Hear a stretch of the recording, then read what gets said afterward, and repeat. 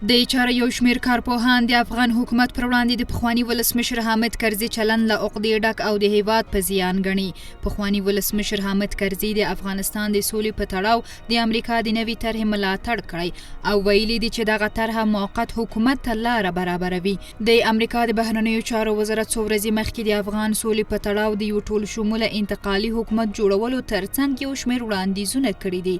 د امریکا ځانګړي استازي زلمي خلیلزاد دغه نوې طرحه په کابل کې له افغان مشرانو، په دوحه کې له طالب استازو او په پاکستان کې د پوځ له مشر جنرال باجوه سره شریکه کړې ده. د افغانستان پخواني ولسمشر حامد کرزي امریکایي آژانس اسوسییټډ پریس سره په یوه ځانګړې مرکه کې ویلي چې د امریکا له لوري د ټول شموله حکومت په تړاو شریکه شوې طرحه د افغان سولې بهیر چټکولو لپاره تر ټولو ښه چانس دی. د ولسمشر لومړي مرستیال امرالله صالح یوې غونډې ته د وینا پر مهال له دې طرحې سره کلک مخالفت ښودلی دی. د چارو یو شمېر کارپوهان د افغانستان د معضلې د حل لپاره د امریکایي نسخې او موقت حکومت څخه د حامد کرزي ملاتړ حامد کرزي د شرم څخه ډک عمل ګڼي او وایي چې په تیر کال د متحده ایالاتو په مخالفت کې د نوموړي ټولې خبرې دروغ وي.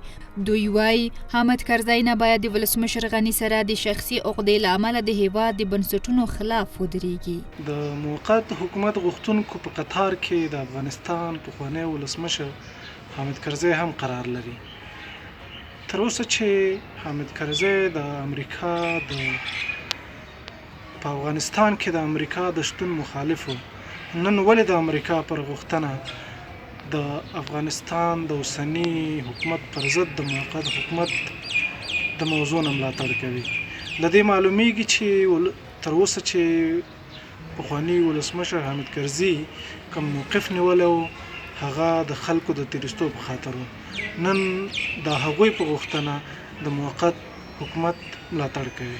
د چارو د یو شمېر نورو کارپوهانو په باور حامد کرزي په دوره کې د سولې لپاره هیڅ کار نه و شوی، خو ولسمشر غني د حکومت پر مهال په ټول هېواد کې 2 ځلې سرتاسري اور بند وشو.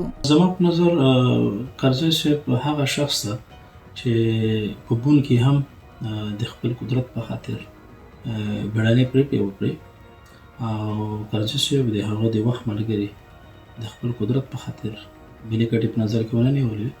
په هغې وخت کې مخالفین دعوت نه کړل چې اوسنۍ ستونزې او دا ناخوالې د هغوی یو تسلسل ده. نو اوس هم کرزي صاحب په خپل قدرت په خاطر د امریکې هرې پرېکړې ته رابیک وایي. په ټولنیزو رسنیو کې هم ګڼ شمېر افغانانو د حامد کرزي وروستیو څرګندونو ته غبرګونونه ښودلي او د افغانستان په زیان یې ګڼلی. حامد کرزي په داسې مهال د موقت حکومت د طرحې څخه ملاتړ کړی چې ولسمشر اشرف غني له دې مخکې د لنډمهالې ادارې له جوړېدو سره کلک مخالفت ښودلی و او دا یې په هېواد کې د کورنۍ جګړې پیلېدو سره ورته ښودلی دی.